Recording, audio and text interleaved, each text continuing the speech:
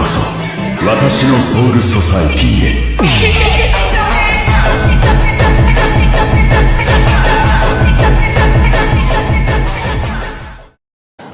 Assalamualaikum warahmatullahi wabarakatuh. Halo semuanya, perkenalkan kami dari kelompok Pisang. Pada kesempatan kali ini, kami akan membahas materi Mari Mempromosikan Ikan Organik guna memenuhi tugas mata kuliah pertanian inovatif dengan dosen pengampu Profesor Dr. Edi Santosa, SPMSI, Institut Pertanian Bogor tahun 2023 dengan beranggotakan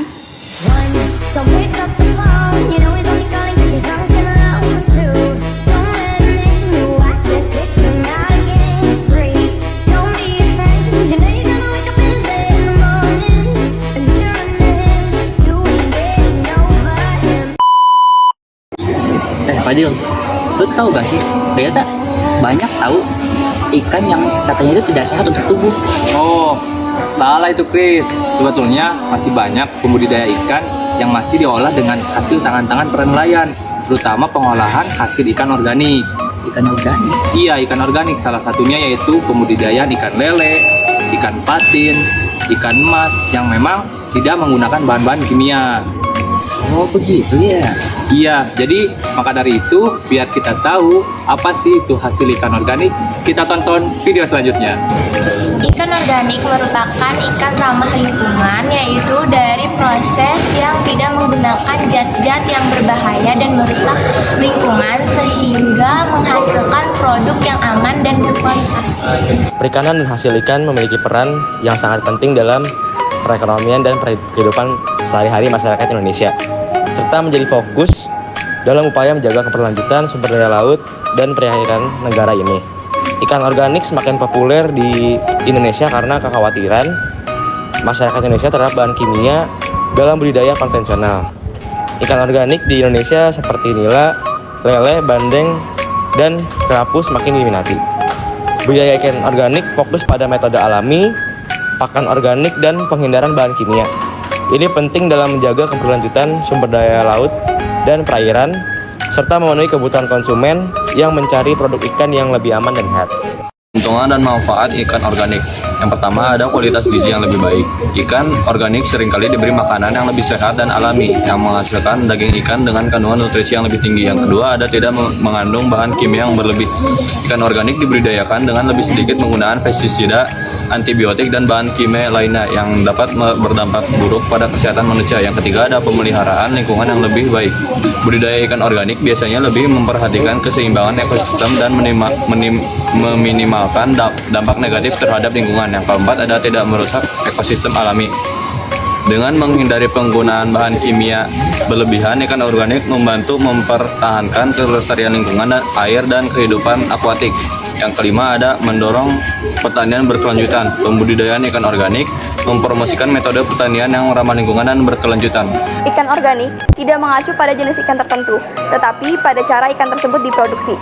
Ikan organik adalah ikan yang dibudidayakan atau ditangkap dengan menggunakan metode yang menghindari atau meminimalkan penggunaan pestisida, pupuk kimia, antibiotik, dan bahan kimia sintetis lainnya. Ikan organik cenderung dianggap lebih ramah lingkungan dan lebih sehat. Ikan anorganik sebaliknya. Anorganik dalam konteks kimia berarti bahwa sesuatu tidak mengandung unsur-unsur organik seperti karbon dan hidrogen. Ikan secara alami mengandung bahan-bahan organik seperti protein, lemak, dan karbohidrat. Syarat budidaya ikan organik itu yang pertama mempersiapkan kolam organik untuk pembudidayaan. Biasanya menggunakan kolam terpal yang dibuat dengan berbagai ukuran tergantung dengan jumlah bibit dan ukuran bibit yang hendak dimasukkan ke dalam kolam. Lalu tambahkan bakteri probiotik ke dalam kolam untuk memfermentasi air kolam. Lalu selanjutnya mengecek secara berkala air kolam dan hasil fermentasi airnya. Kemudian menentukan bibit ikan organik yang akan dibudidaya. Yang terpenting pastikan kualitasnya. Untuk memilih bibit yang kualitasnya baik, selain itu juga dengan bibit yang ukurannya serupa. Hal ini untuk memudahkan peternak saat hendak memberikan pakan setiap harinya. Lalu kemudian melakukan penebaran benih ikan organik, memberikan pakan, memastikan perawatan kolam, dan terakhir melakukan proses pemanenan. Jadi di Indonesia sendiri itu ada beberapa tempat untuk budidaya ikan organik, antara lain seperti Bali Aquarium. Bali Aquarius ini terkenal karena budidaya ikan hias organik, yang Jepang mereka terkenal karena menggunakan metode yang ramah lingkungan, termasuk pakan organik dan teknik pemeliharaan yang alami. Yang kedua itu Bali Sustainable Seafood. Perusahaan ini fokus pada budidaya ikan laut organik seperti kerapu dan ikan kakap. Mereka ini menggunakan sistem resirkulasi air untuk menjaga kualitas air.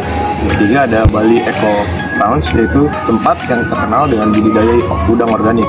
Mereka memanfaatkan sistem pertanian udang berkelanjutan yang ramah lingkungan dengan penggunaan pakan organik serta tempat lain-lainnya di Indonesia. Terima kasih.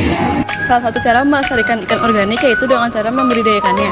Langkah-langkah membudidayakan ikan organik yaitu: yang pertama, persiapkan kolam. Yang kedua, persiapkan bibit ikan organik. Yang ketiga, beri makanan yang alami. Yang keempat, pastikan kualitas airnya tetap jernih dan bersih.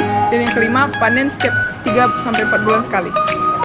Sekarang udah tahu kan apa saja manfaat dan keuntungan dari ikan organik? Tunggu apa lagi? Mulailah budidaya dan konsumsi ikan organik serta rasakan sendiri manfaatnya.